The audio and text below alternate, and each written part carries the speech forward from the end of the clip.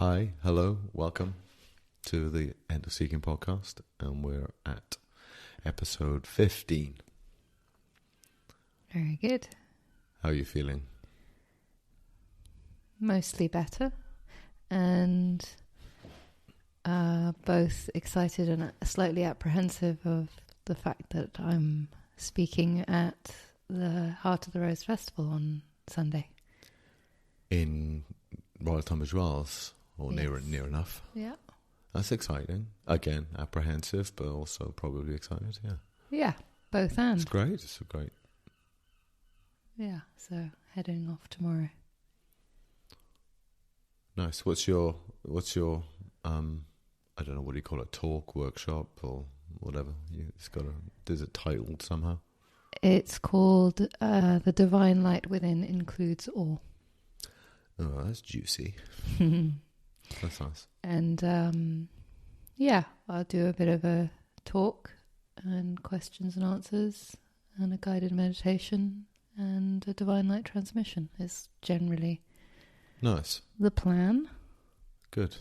But as I think we've spoken about on this podcast before, there's not beyond that loose plan, I can't plan for these things. Whenever I do, it's like, say I go, okay, I'm going to plan on talk about blah, or whatever. Yeah. And it's like immediately the energy goes up into the head when there's any sort of planning for me. Referring to a plan. Absolutely. And actually, for me, it's always an emanation that comes from the heart. Absolutely. And that's where I speak from. And I don't seem to be able to speak from anywhere else. I got nothing to say, really, when it comes down to it. If it's from the head, I've got not much to say about all of this. No. So that's why, hence the no planning. I think it's the secret to the whole thing, to be honest. I say secret to the whole thing, but, and it's referred to in so many different ways and within, these age-old traditions talk about this phenomena of trust, and the words will be given unto thee. Exactly. That's the Spirit will speak through you. Yeah, That is the experience. I mean, we've spoken about this before, I don't think on here, but at length of the fact that, we never used to have these kind of conversations. No. And for both of, you more maybe. Yeah. but not with me, not together. No, you were notably unwilling to engage in that sort of discourse or dialogue. Yeah. And until you woke up and that everything. Yeah, it was sort of shifted overnight, really. Yeah. But it's a living exploration. It is, yeah. And it's an emanation of spirit being spoken through this mind body, obviously. Yeah. As a response, in a sense, to what the question is, what the inquiry is from the other party. That's the satsang, that's the coming together. Yeah. And so without that, there's nothing to say, really. Yeah. Without that spark of yeah, lively exploration and emanation that comes as a result of that. Well, it's funny. I'd written something the other day about this, and basically saying, reflecting on the nature of satsang and one-on-ones and the relationship that one has, that a teacher has with a quote student. It is all about the question. I mean, Francis Seal talked about this. Without the question, there's nothing. This is what you're saying. And if one doesn't come to the process with an appetite to go deeper, to inquire, to engage, yeah, or at least to be so open that you yourself become a vacuum. The seeker becomes a vacuum for the teacher to kind of offer up and emanate that reflection, the knowledge, the reflection of themselves. it's like, you know, the teacher, teacher, it's a funny word, but, you know, the sage, the teacher, the guide, is like a tap, a faucet that the seeker kind of has to turn on. Because it's not for the teacher to make the case or to have something to say. It's about the calling of the one who goes, I need to find truth. Help me Precisely. See myself. Yeah, because actually, you know, to one who has recognized their nature, there is nothing, there's no impetus inherent, because all is well. Yeah, there's nothing left to do. Yeah, in a sense. And so it is very much a drawing out that happens. And it's very interesting because you can be sat with a group of people. Actually, I think this came up in my Satsang on the weekend, if I recall, which I could possibly not be recalling, but, but if I recall. It probably did, yes. Coming up, this discussion of the collective, you know, you speak to a group and the emanation is reflective of the collective group. Reflective of the collective. I like that, yeah. Yeah, exactly. What is spoken. It's particular to it. Yeah, is it depending on who's there in the group. It's like the level of consciousness of the group collectively is what draws out that particular flavor of emanation. Yeah. And equally, like I've noticed working one-on-one with people, you can have someone ask a question and it's not really the question they're wanting to ask. Right. And you can feel it. And it's like the emanating words feel muddy, or they feel not true somehow. I mean, it's not that the words aren't true, but it's like that somehow the emanation is not the true because it's not the true question. Exactly. They've not discovered in themselves what are they really asking, and so then if I spot that, then there's a like, well, what are you really asking here? But sometimes it can take a minute to spot it, that actually this is not a real question for them. Yeah. It's hiding the true question. Yeah. It's not going deep enough. Yeah. And so it's always fascinating to me just watching the quality of what is coming out of my mouth. It's just as much a surprise to me as anyone else. Yeah. You know, sort of watching what's coming out, the wisdom that is sort of emanating.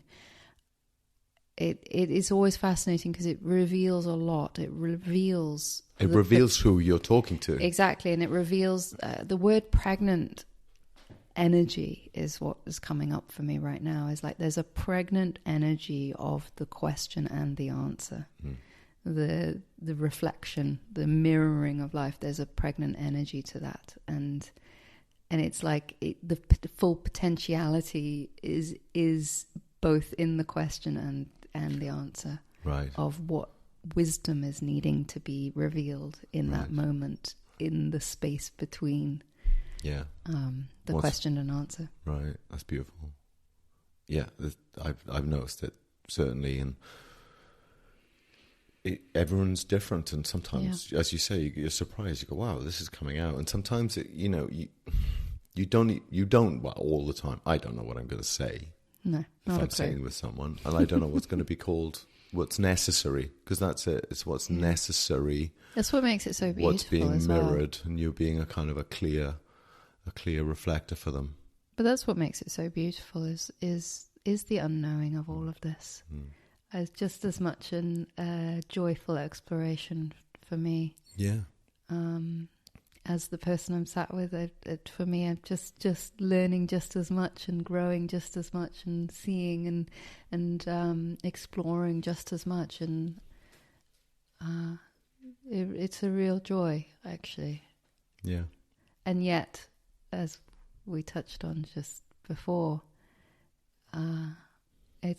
everything is draws back down into that silence of being. And that is just as beautiful as well. Well, this is it. I mean, the silence, the silent content reality of one's own living being, wanting nothing, knowing nothing, resting as awareness. It's all good. Wonderful. And then activity and questions and reflections and explorations is all good too. Yeah.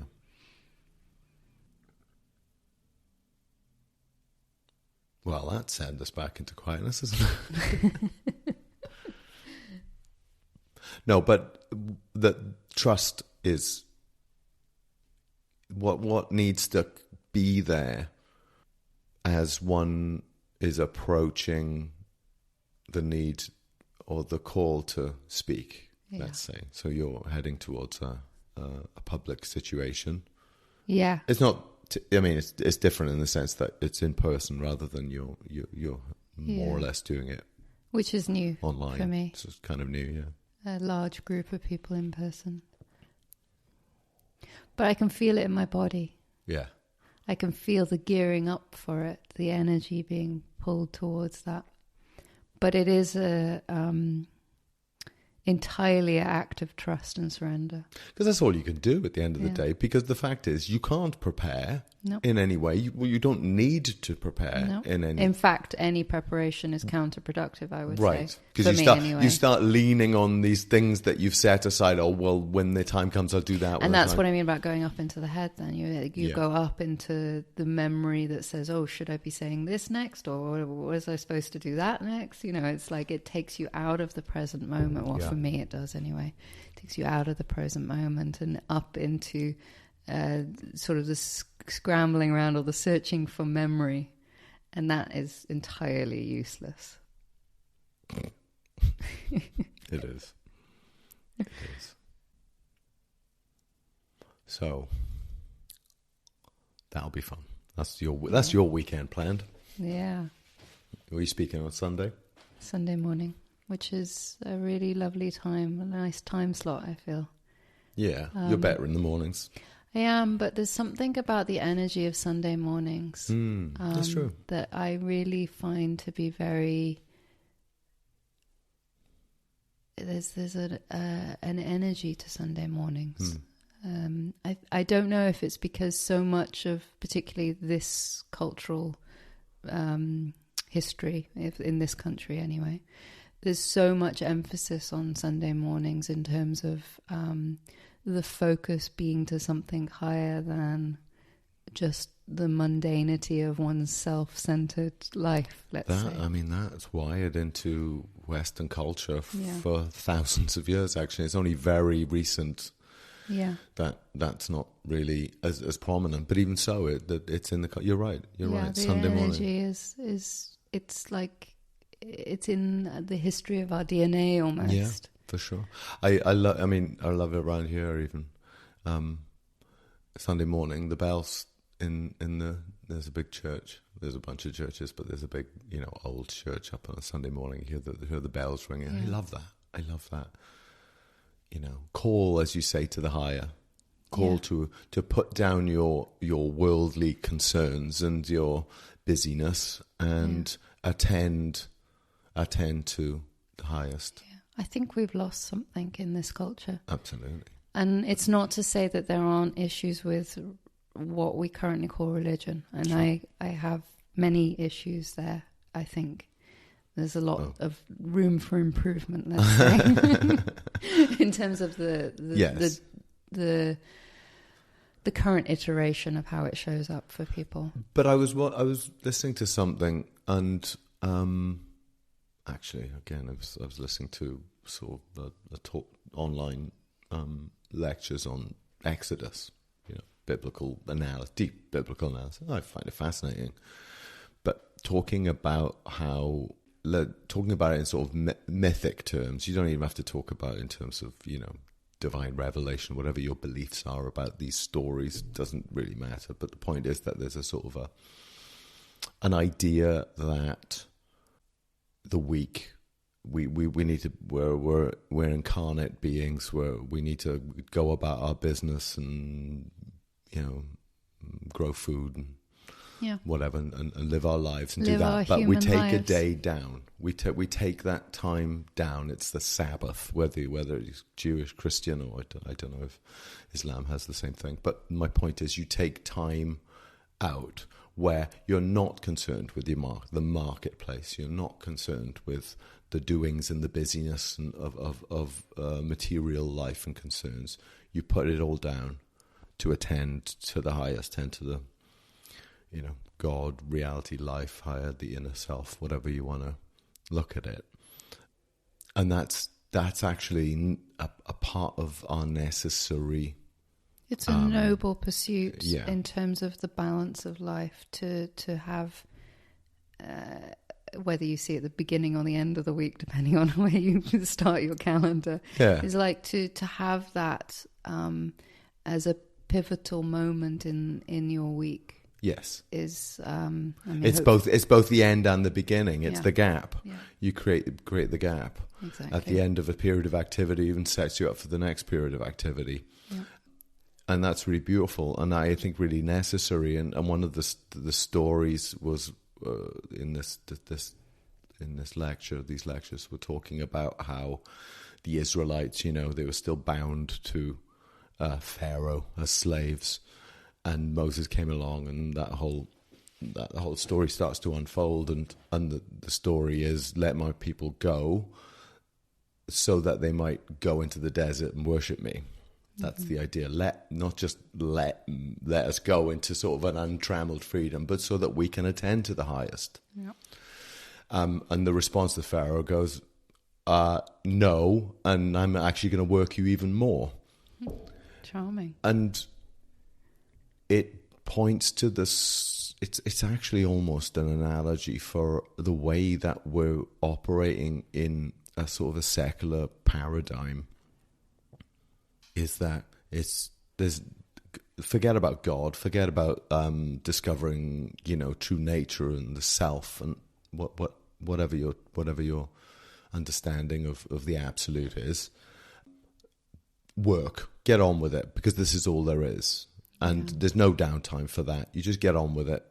And you spend all your time, and that if you do have some time off, if you're lucky, and it's going to be, consume mindless entertainments. But there's something, I don't think I finished my sentence, but saying there's something really lost indeed, when we turn away from that viewpoint as being the center point in our communities as well, physically as well, particularly in this country. The churches were a community center point. Yeah. Again, I'm not saying they were perfect in. But it's what humans do, right? I mean, we gather in community and orient ourselves individually and collectively up. Well, this is it. And so it's not just about gathering in community, but it is the type of gathering. Yeah. The type to what end? Exactly. So the focus of that gathering, I think we've lost something by losing that as our center point. Well, a big part of, I wasn't a churchgoer as a child. I have sympathies and interest in religion generally across the thing, and so I'll speak and enjoy wisdom wherever I find it. So that's fine. But a big part of my life was meditation, but meditation in communities. We would gather together and do group meditations daily, twice daily, if you could. I mean, it's fine to do it on your own at home. Great, love it. But there was definitely an experience of a deepening, an amplification of that group, of coming together, and it bound us on lots of levels. That deepest experience, but also collectively oriented and self-supporting Sangha, I guess, There's a collective energy when you come together. It reminds me of that phrase, the whole is greater than the sum of the parts. Right on. And, we touched on this a few weeks back when we talked about the Buddha's three jewels, the Buddha, Dharma, Sangha. And the Sangha was absolutely critical for my growth, various Sanghas, but the idea of Sangha is coming together Yeah. And I think Community. And there's power in that, actual, not just psychological, emotional, or but this is actual. I could feel the spiritual power of that, the energetics of that coming together. But also, as I say, it was on all levels. It wasn't just on, it was on that foundational energetic level of consciousness that we became and practiced the oneing, as Julian of Norwich would call it. We oned together. But then, coming into or gathering together into this space of togetherness, and then, the conversations we'd have, the sense of community, the sense of togetherness. I think that's something I'm really looking forward to this weekend, actually. The Heart of the Rose Festival is, I get the sense that it holds the potential of a really beautiful community. Yeah. And so I'm very keen to feel that out. That's very exciting, yeah.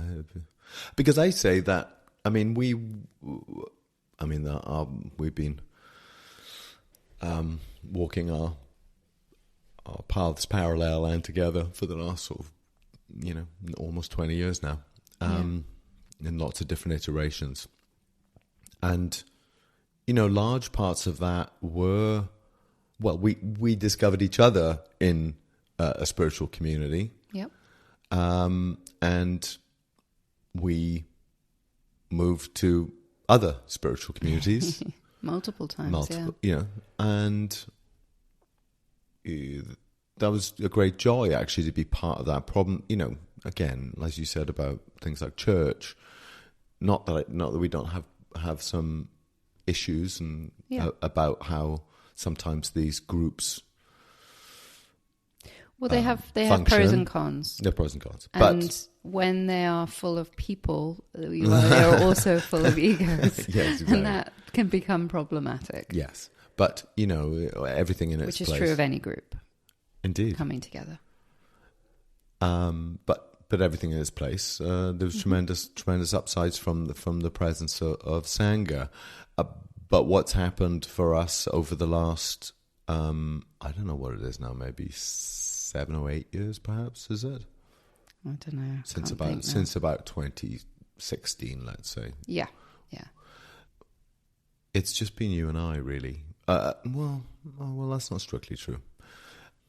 That sense of community, we moved around a lot. Yeah, we've been a little bit more nomadic. Yeah. Even though it seems to be becoming much more normal in the way that we live, and, settling into, rather than moving on every month, we seem to be moving on every year and a half.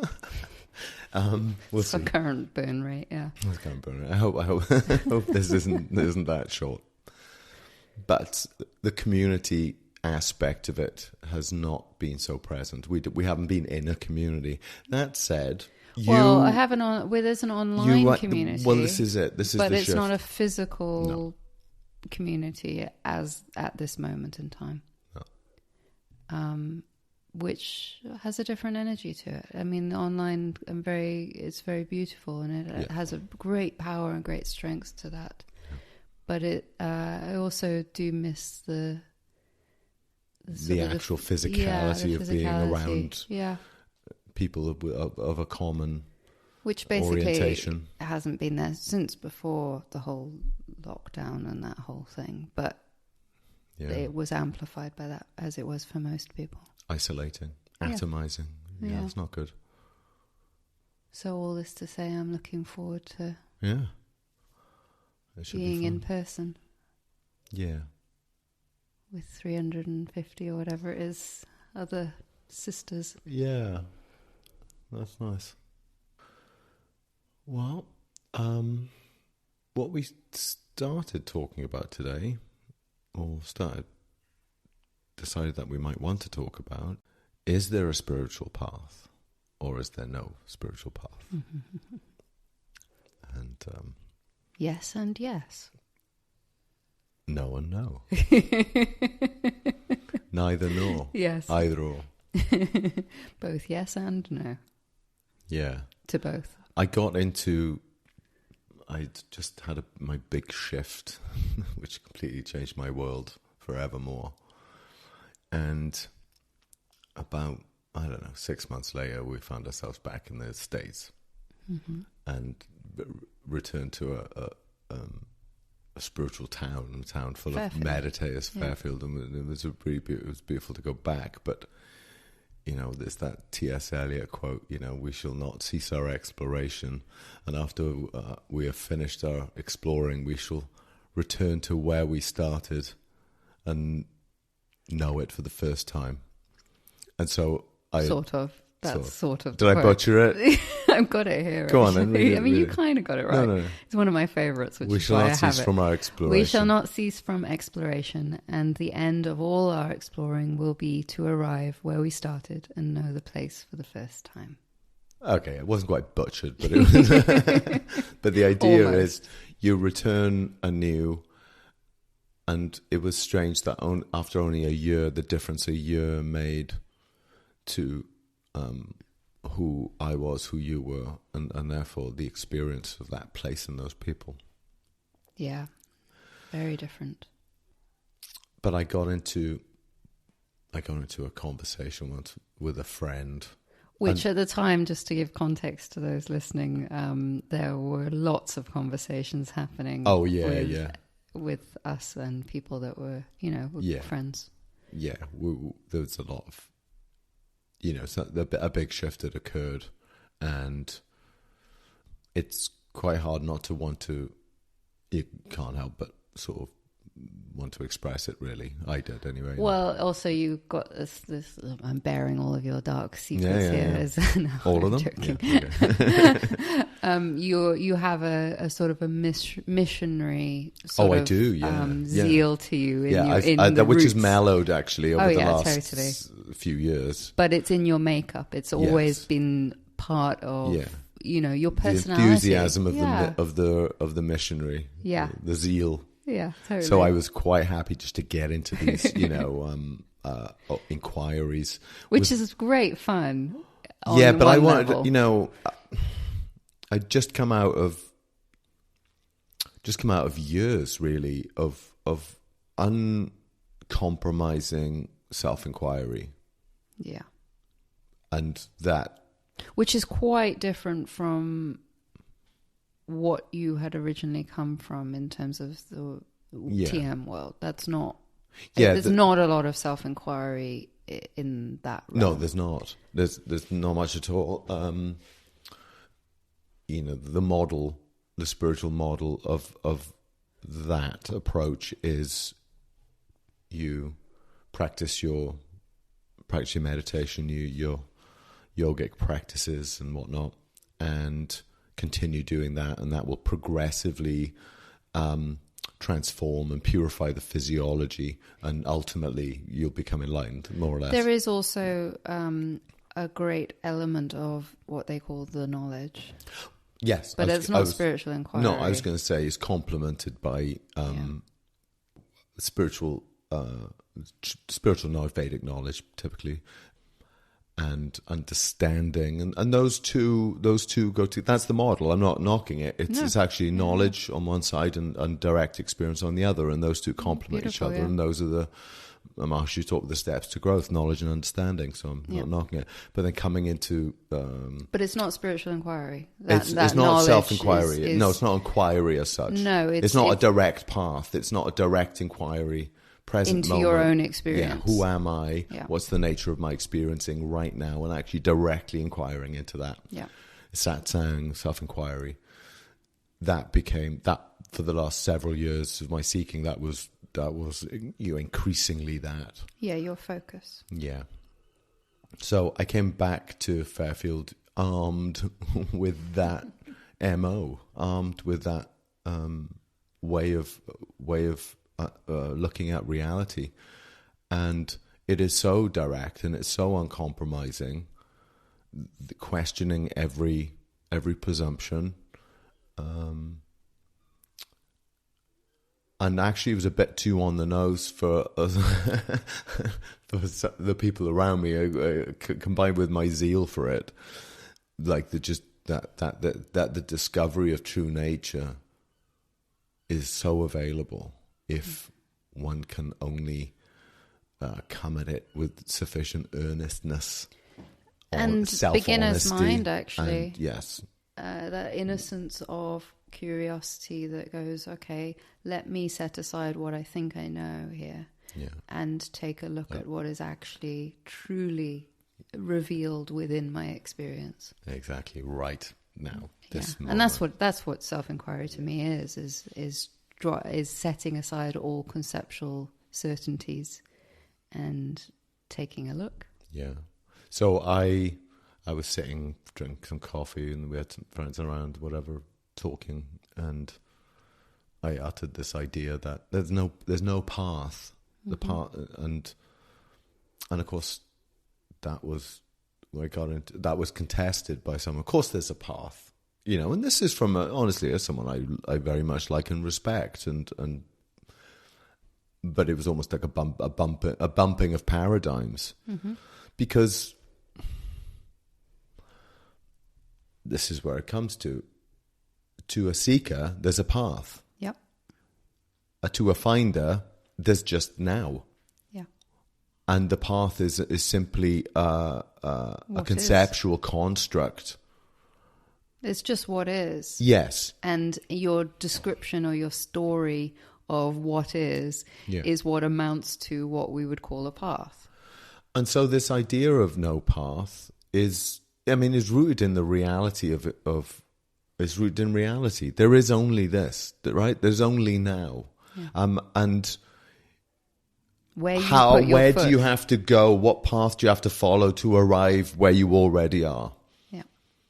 But clearly, for those who are in the path paradigm, they don't recognize the shortcut to reality that is now. And Papaji used to be like this.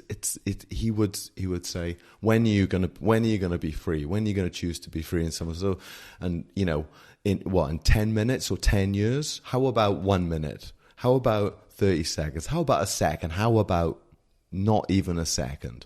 And he would bring people back progressively to the moment. To this living, enlightened, realized moment that we are. And recognizing that this idea of a path can be a real, a way of continually kicking the ball of your own recognition into the future, into the future, into the future. And to that real effort and pointing to bring you back in time to now. There's another viewpoint that I have that isn't... I'm not knocking it, don't get me wrong. I don't want to pathologize, but there's another viewpoint that I've often shared with people, and this is in support of what you're saying, but also I think gives maybe a different view or a different context to it, which is... So you go on this journey, right? And we call that journey the spiritual journey or the spiritual path. Yeah. And that journey brings you back to where you always were and are. However, along that journey, part of that value of that journey for me, I would say, is it reveals what you are not. So it's like you're going down a bunch of dead ends and going, okay, not there. Yeah. Okay, not there. Okay, not there. Not there. There's a little bit netty from Buddhism. Experientially, experientially, you're taking this journey to discover that which you seek was always that who is seeking. Yes. Fundamentally, you are that, but you have to go on this journey to sort of confirm and also remove doubt of the belief that you are not that. A name we give to the process of remembrance. But again, its path is sort of progressive. And so it's not like you're going anywhere, but it is a shift, and I guess the reason why we bring up this thing is because it's a paradigmatic thing. It's a way of looking at things that's, there's a path until there isn't a path. How about that? It's like there's a seeker until the seeker is seen to be not real. Yeah. It's like that. And so this idea of a path, probably my best understanding is that it's provisional. Yeah. It's a path. If you're, it's a description of a progression and a progressive from unfoldment, purification, clarification, remembrance, deeper understanding. Yeah, but ultimately, when all that's happened, when all the false assumptions and presumptions have been dispensed with, and when the discovery of the immanent self, reality, consciousness in the present moment is rediscovered, uncovered, then where's the path? And from that perspective, talk of a path is a talk of a dream story somehow. I want to share Ram Dass quote, which seems perfect for this moment, where he said, "This is the pathless path, where the journey leads is to the deepest truth in you. It is really just returning to where you were initially before you got lost." Exactly. It's really beautiful. But you know what's interesting, and I've seen it so much, is this habit of the seeker to want to kick it down the road, to use the idea of the path, of a path, to avoid the recognition of their own reality in the moment. And also, and it's a habit. And also to set you on this sense of, I'm achieving, I'm getting better, I'm getting more, I'm growing, so all it's very goal sort of orientated, goal over there orientated, rather than recognition of what I am, what I cannot not be in this moment, actually. I see so much resistance to that. I mean, it's interesting, but it gets egoic resistance by definition. Yeah. It's like the ego doesn't want to actually discover that it's already present. The truth that they seek is already here and now. And so I do see these sort of, particularly in the traditions, I see these progressive paths, these sequential techniques and knowledge and teachings that sequentially do progressively break down notions and misunderstandings of one's nature. And so it does look like a path. It does absolutely look like and a it path. is necessary. I mean, it's the necessary process.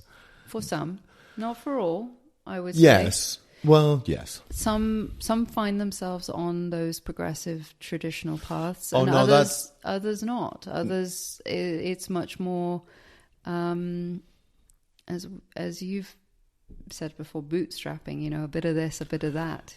I'm talking about like being on actual paths. I was referring to the more general notion that moving from duality to non-duality is a sort of a progression. It's a developmental progression, and you could call that developmental progression path. Yeah. Whereas I was talking about specifically in traditions where there are actual paths. Yeah. But again, it's a more formal progressive. Exactly. Unfoldment. Yeah. And so it's appropriate for those that find themselves in a formal setting of that kind of what you would call a path versus a more informal path. But I mean, I've sort of reflected on this quite a bit, of the fact that there are no two paths that are the same. Even if you are on a, quotes, formal path, a formal tradition teaching, your individual life experiences, all that you bring to bear, is going to look and feel different in its embodied implementation, let's call it, than the person sat next to you. And I think this brings me to, when we're talking about paths, to the recognition that wherever your foot lands is your path. Yeah, and that's why I really dislike these tropes. Don't fall off the path. Yeah. Don't miss your chance. Absolute bollocks. Because, right, just as you said, where your foot lands, that's your path. Where you go is your path. Yeah. What your experience What's happening for you is your path. Entirely correct. Yeah, entirely correct. And so, yes, to swing it back round to the recognition that it is a pathless path, as in when all is said and done, there's nowhere to go.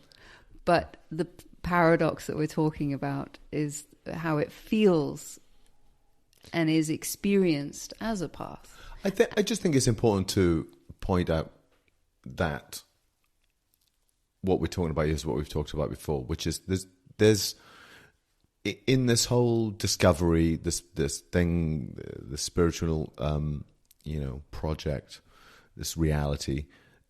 We can look at it as being two truths. Mm-hmm. There's a relative, a provisional understanding that pertains to the person, that pertains to the seeker, that pertains to development and whatnot. And then there's this absolute reality which says, no, none of that is true. That's a story used to describe some apparent happenings. And I guess when I got back to the States after awakening, I was just in a different mode. I was just really a very, very uncompromising. No, this is it. That anything short of this present moment recognition of your own nature is just a story. Yeah, and but if you're living in telling that story, you're missing, you're perpetuating it. But then I've come to see that. What I've come to see is that everyone in their own time and in their own way, and you can't force. Because if you aren't seeing beyond the story and you're living in the story as the story, then there's a path. Then it feels like a path. It feels like a doing. It feels like something to be done. And so to tell that person who believes himself to be a person that believes the story to be reality, that is very, very frustrating and very, very demoralizing. Even a sense of powerlessness. It is, to but say if you're ready, there's no path. But if and this is probably why I was so keen on that, because we were both had been following a path, and then got to a point where, that got short circuited, and then the reality is shown to be what it is. There never was a path. There never was a path. And presuming that. What I did was take my own availability and readiness, and therefore living that. I thought, I can just go and introduce that short circuit to reality is available for everyone at any point, right. And realizing there is everyone has their dharma. And everyone has better to live one's own dharma than to avoid the danger of living the dharma of another. We're all unfolding. There's no point looking at a little sapling tree and going, "Why are you not an oak?" or something like that. It's just it will be in the fullness of time after a lot of transformation and unfoldment, something like that.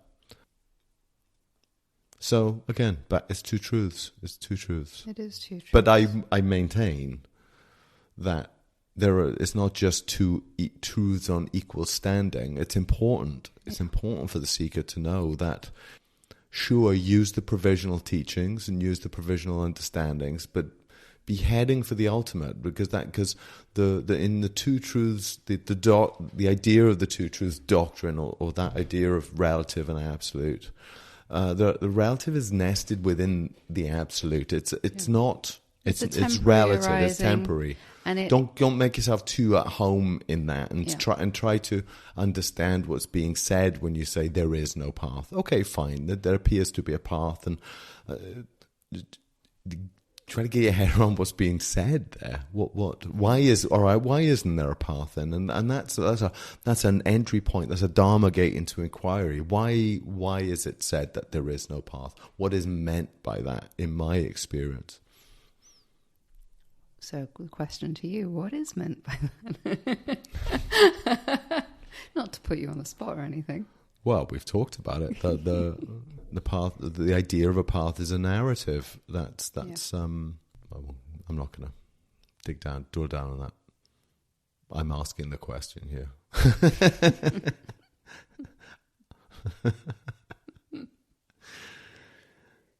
Yeah. Awakening reveals that this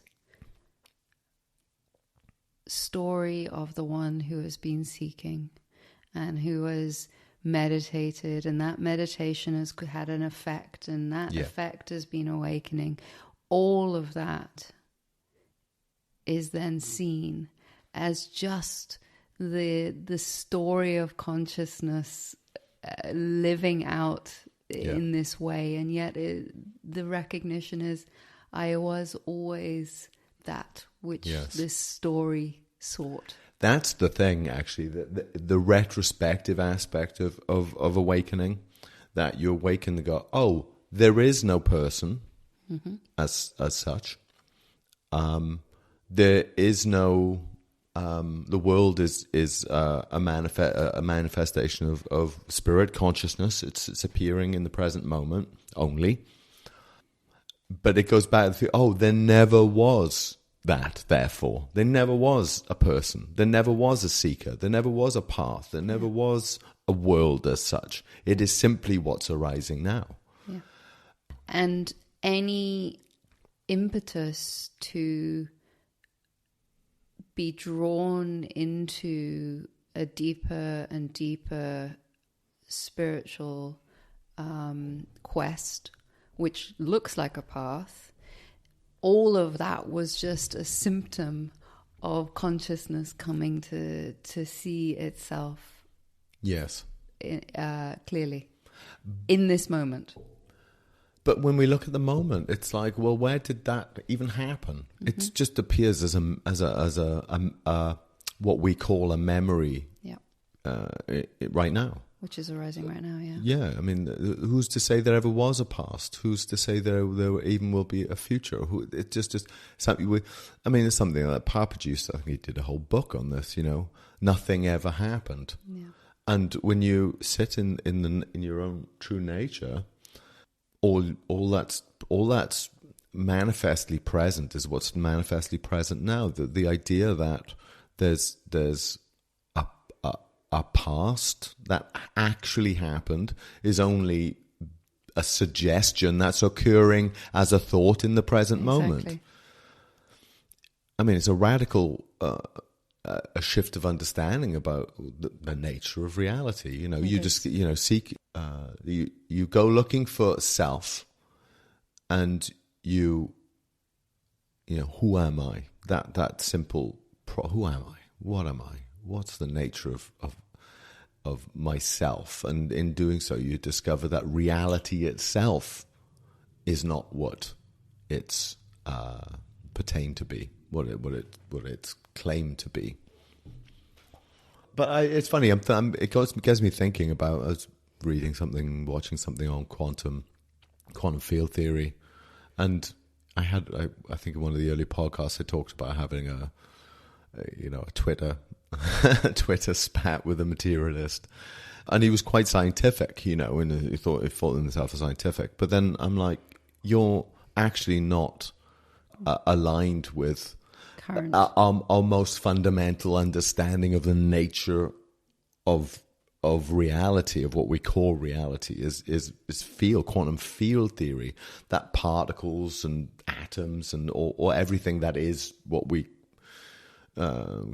presume to be reality are just waves, discrete vibrational packets, quanta, in underlying fields which are themselves part of a singular unified field. Although that theory we're still working on that one, but vibrations of what of what vibrations of what? Because it's interesting that even in quantum field, vibrations in a field, vibrations of a field. So what's the nature of that field? I argue consciousness is so all of that we're experiencing again. So this is where the seers of the sages and the seers and the recognition of the awakened is that this is just a vibrations of my own consciousness nature. Now, present moment, if you even want to use those kind of words. Yeah. But the full seed of potentiality in each and every moment. Yeah. There is no other moment. And like those are vibrations of like the forces of nature that give the impression of being solid. You know, two hands can't go through each other as if they're solid objects, but actually these are just interactions of force fields, which are themselves vibrationary aspects of an underlying field of consciousness. But of course, that's the objective view. The subjective view is, this is all the self vibrating in my own nature, showing up as different qualities of the one substance of consciousness. Yeah, different. So but where's not the fundamentally separate? Yeah, exactly, different. Where's the path? You know, it would presume, or that's not the right word, but anyway, it would presume that consciousness has somewhere else to go. Run that by me. What do you mean? Like if there's a path that presumes going from point A to point B, right? So it would presume consciousness has somewhere to go from point A to point B. Yeah, exactly. So this idea that the path, if you're in the market for self-realization, well, where are you going to look? The self, you know, not like where am I? Oh, where's myself? Oh, it's down the road 10 years from now. It's right here, right now. That which is having this experience right now. That's what you're just exactly that which is. And so the discovery, or rather the falling away of the doubt around that, and the clarity of seeing and of that recognition, the remembrance of that recognition, can provisionally look like a path. Indeed. So it's provisional, and it's fine. It pertains to the seeker, but it'll pass away. Yeah, and it will all be seen eventually as just the story of what. Yeah, and we can enjoy our stories. We can, and we can talk about it that way, because otherwise, how can I even pick up a coffee cup and talk about a coffee cup if I'm not using the relative truth that is that? I was going to say, Oh, well, we've you been can just around say what people. Is, and that's the ultimate truth is what is happening is that without anyone. Talk about tropes, though. You know, we've been, as we've talked about, spent time in sanghas, and they've been really wonderful experiences. But there's also a trickier side of that kind of thing, and in this. You know, you talk about me picking up the coffee cup, and you know, a trope of that can be not being able to say "I." You know, so it's like this pronouns. One here feels. It is felt that. Yes. That's a bugbear. It's like as if policing the language itself is sufficient to bring about understanding. Direct recognition, rather. Recognition. That is quite common, actually, and you see it a lot at a certain point in the seeking, particularly in non-dual. Yeah, and we had a conversation about this a few days ago, actually, and I was saying, I don't think it's the wrong thing, because I think there comes a point where it is really important to be very specific about language, about like you being very aware of how you say things. But if it stays like that, as in that is you feel that is how you should be speaking. You can't use the word "I," for instance. Well, I wrote there's where it becomes a bit of an issue. I wrote something the other day. I published something about how you feel these sort of untruths in the body. right? That, oh, I'm going to do that. Are you? Are you sure? Is that true that you can know that and be certain of that? You could say, I'm planning to, I aim to, I aspire to, whatever I intend to. Those are all true enough. And you can feel that in your body. Okay, I'm aiming for that. I will do that. I'll do this. I'll do that. I won't do this. I won't do that. Those are kind of, I call them lies in a sense. It's a kind of a lie because you don't know. You can't know. And that idea of I will is a thicket. It's a thicket of views that says I will. That I am there is an I, and by that sense, an autonomous mind body that can act freely. Is in control. That's in control, and will bring about a certain end tomorrow. It's a big thicket, and therefore, and if that doesn't come about, if say I will do this tomorrow, all that thicket there leads to the point that if tomorrow that doesn't happen, the suffering of the powerlessness. You've either succeeded or failed at life. Yeah, exactly. So that leads to all sorts of psychological.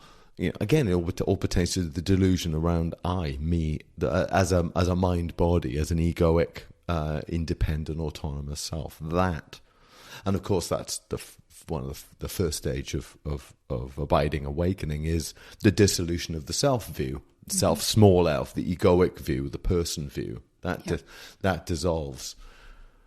And all that happens is the spontaneous functioning of reality, of consciousness of itself. But it's hard to. So you have to say the word concede, and I think it's not about concession. I think it's about as upaya, the Buddhists call it, skillful means.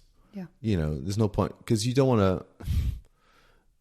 What I've come to see, in humility, to be fair, I came off that zealous, missionary approach.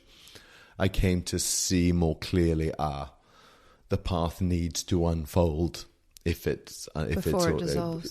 it dissolves, and then that's revealed. And certainly, as you talk about putting breadcrumbs, when you're with someone. You're meeting them where they are in order to unfold and their own understanding and recognition. That's true. And you're doing that by sometimes addressing the person they think they are, right? Yeah. But all the time you're throwing these breadcrumbs to the future saying, but ultimately there is no, right? This will lead to the recognition that actually... So just let's just put that there, shall we? I'll leave that on the table over there. That ultimately there's no one here, but right now let's work on what I get a lot of questions, people going, well, what can I do, for instance? Yeah. And if I was being uncompromisingly truthful, I would say there's nothing to do. Yet, if you feel you are a doer, as in you are a person, there definitely feels like, and there definitely is stuff that can be done and that is done. There's a fine line, though, isn't it? I mean, there's a point at which I think of certain people in particular I'm working with, and have worked with. There's a point at which the provisional turns into the ultimate. Yeah.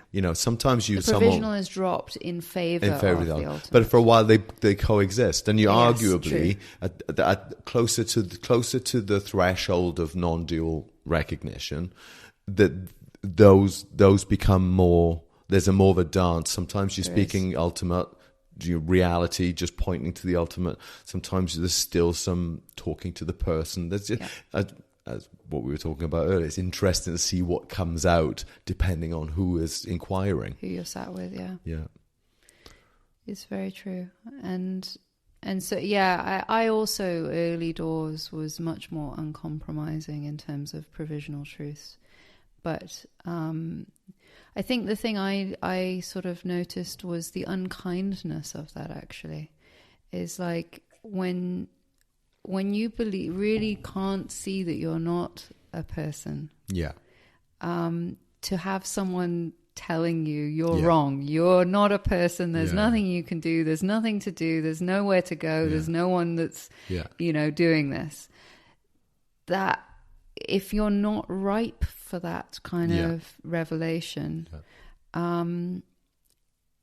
that leads to further confusion, I would say. I think, and I think a lot of this sort of uncompromising, non-dual approach, let's say, has come from, in recent times, from the Neo-Advaita movement, to be honest, because this kind of trouble, it's almost like there's a complete intolerance of using skillful means in order to help a seeker, even to admit that there is such a thing as a seeker, that a process of awakening, whatever, even though we know that's provisional, you can't even admit it. And yet it's frowned upon, and it's not kind, and it's not skillful. It's not. And yet you look at the Neo-Advaitin movement, and that's a very broad stroke to say that. Sure. But broadly speaking, I'm not a massive fan, and I've made no qualms with that, with saying that. But it is riddled with dualistic blind spots, actually. Right, and that's what really bothers me, I think, about, and not really bothers me, but mildly irritates me, let's say, that actually there's some inherent blind spots of duality there. It says things like, for instance, and this is just one thing of talking, there is no, the human is there is no person, there is no human. And while that is fundamentally true, it sets up a dualistic viewpoint of consciousness is one thing, and this human experience is not that consciousness. Yes. And I know that's not what they're getting at, but that's what it looks like when it's explained in that way. Well, it's funny. I came across a video the other day, and I think a few years ago, several years ago now, Jim Carrey had an awakening. Some people recognize it as such. Some people were like, "Oh, he's gone a bit mad, whatever." But for a while there, he had popped. His self view had popped. Mm-hmm. Let's say so. He was at least in the early stages of awakening. The self view had gone, and so it was clear that he is not a person to himself. Yeah. But the blind spot of that simple thing, I'm not a person. And I saw the interview, someone had said, "Hey, da-da-da," and he goes, "Hey, I don't exist." And then whoever was interviewing was like, "Oh, okay, fair enough," and tried to get past it. But then Jim Carrey starts talking about me and my and I and stuff, and I go, you are demonstrating that you're out of accord with your realization. There's a blind spot there. And I mean, I bumped into this early on, that someone started, some old Sangha buddy, kind of, I'd written something and was critical of what I was saying. Because in his head, he had sort of taken on board this idea that if there's no I, if there's no, then I wouldn't be using first-person pronouns, for example. I wouldn't be going I, and because I was saying, "Oh, I woke up to this, and I know that's, I awakened, or this, I had the shift," and all that. And you're saying you can't be, because you're still saying I. Right. Was more or less his viewpoint. It's not because didn't you just say that about Jim Carrey? No, but the difference is I wasn't saying I don't exist. Right, is a negation. I do exist. I as self, though. Yes. And that's the blind spot negation, I would say, of early stages of awakening, is that because the personal self has been, let's say, seen through or just seen as unreal, that I don't exist. That's the statement. That's not the case. You do exist as self, not as a person, but as self. Right. And so when I was sort of, my point to this buddy was, when I'm saying I'm not talking about the personal I. I'm talking about I as being, as self itself. And he went, "Oh yeah, okay, I get that. Yeah, that's the distinction there. That I'm not saying I don't exist. I do exist. I am existence itself, in fact. I'm just not the person." The consensus view of the small self as being who and what I am. Who and what I am, yeah. So, this idea of not being able to use first person pronouns and going, it is felt here, or this one, really, really, it's an affectation at a certain point. But I get it. I do get it. So there, here we go. Here's the two truths again. It's like, I see the value of dismantling language that is identified with a small, like using the I in terms of the small, to indicate the small self, the mind, yes. body. What I are you and talking about? So I see the value of going through that practice of dismantling your conditioned viewpoints of language. But you got to do the seeing first, right? And then the language follows that. Yeah, exactly. That's what I was. Yeah. Oh, that's I was about to go with that. Yes. Gotcha. You snapped in there quick. Yeah. No, but yeah, it is a valuable practice to do that. However, once the insight has taken hold, as in I know what I'm talking about when I say I now, language, we use language. It's a very useful, conventional, thing to use. It's not enough to approach this. To approach it just through language is the same way as to approach it just through mind. Yeah. It's empty. No, exactly. You have to get under the language and before the mind, wreck at that experience, and then these things, the language that is truer and more in congruence with yes. reality will be a natural consequence. But if you put the cart before the horse. This is exactly the conversation I had with someone earlier in the week, actually. They asked me about, do I have to be very careful with my language? And my answer to that is that's putting the cart before the horse. Yeah. Yes, sometimes there's a need to be more specific about what I'm saying, but it's only ever a more specific description of my own experience. Yeah. That is putting the horse before the cart. Yeah. But if you are trying to twist your words into what you think is more accurate, without seeing that, exactly, without experiencing that then reality. this is putting the cart in front. And there's a lot of that about, to be fair, and I probably was guilty of it myself pre-awakening. I think we all were, yeah. Yeah, it's part of the process of finding... Thinking that if you control the language, then you that control is the reality. It. Yeah, exactly. Yeah, it's downstream. And actually, there's something that I really noticed is while sometimes language does need to get very razor sharp, for the most part, I would say my language is getting looser and looser and looser. I'm becoming less accurate because... why is that? Well, I think it's paradigmatic stuff. Mm. I mean, we talked about this very early in our first podcast a few years ago. Was that once you've awakened to your own boundless being, you can pick up paradigms, put them down. These are provisional understandings. You can pick them up, put them down. Use them. I tools. also guess what I was rhetorically asking myself then a little bit was why am I getting looser and looser with language? And I guess the answer is because I see that there is no perfect language. It is all it's all, for want of a better word, talk about not being accurate with words, but it's all a bit of a lie. Yeah. There is no there is no language that is the truth. No. It points to the truth, absolutely. Yeah. But there's a million ways to point to the moon. And so, that this is why I'm just observing my own, and you. It's like you throw things out there in life knowing full well that it's an approximation at best, and there are some clearer and some less clear for sure. But language is not the same as direct experience. No. It points to direct experience for sure. And also this idea that again, picking up on the idea of no perfect pointing.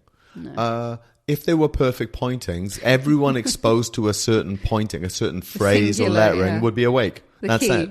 You just say these words, bing. It's so individual. It's so, it is. you know, someone could kind of waken up from a slap of a bamboo stick on the back of their head, you know, in a zendo. I don't know if they actually do that. I think they do it to keep them awake, actually. So these Zen guys, they sit facing walls for like hours and hours now, day after day, and and so the Zen master will go and like give them a quick whack across the shoulders just to perk them up. Not condoning violence here at all. No. It's wiki. So yeah, but maybe sometimes that short, sharp, spiritual kick to the head, you don't know what that's going to look like for an individual. And so again, the truth isn't in the language. I guess is what I'm concurring with here. And that's why it's so intuitive. This process of satsang, this process of self-inquiry is, particularly when you're sitting with another and you're working with them in order to, help them, guide them back to their, so intuitive to know what to say, how to touch on, when to just drop all thinking and recognize that. And it requires you, to be entirely in tune and present with the one that is in front of you, to set aside all notions of yesterday or tomorrow, and really be very present to... Pleasant? No. That too. Depends. Pleasantness not required. Yeah. Although desired. Yeah, typical. Yeah. But to be very present, and for both, they're present. Yeah, it's a beautiful. It's like an intuitive dance, and again, it's not causal actually. Sitting, in satsang with someone, it's not like anyone is bringing it about. It's how the unfoldment happens. Yeah. The fact that it's like, the way I see it is it's all grace. Yeah. And so it is grace that brings you to the satsang, and it is grace that brings the question forth in the satsang, and it is grace that brings the answer forth in satsang too. I mean, when I've worked with someone, sat with someone often for, some time, and a breakthrough comes about, a deep abiding or awakening happens. It's so beautiful. And to see someone kind of see past the veil, see through the veil, and come into their own nature. And as I was with my teachers, so grateful actually to, to them. But when someone offers the gratitude, let's say for the process, I'm like, this is you, or this is life. This is not. I'm actually privileged to be part of that process, to bear witness to it, to participate in that dance. It's like watching of a rose awakening, blossom open up in front of you. It's like being in a garden and watching that process. And to be part of it is beautiful. I mean, it's really, but it's... There's no ownership. I can't own it, no. It would be to ask the question of who is the one that is taking ownership. Say that again. Who is the one that is taking ownership? Yeah. Yeah, it's just how life... Yeah, you say like a garden blossoming, awakening to its own... Awakening to itself. Yeah, it's a beautiful thing. And like a garden, everything in its season, every plant, every flower, every bud happens when it's due.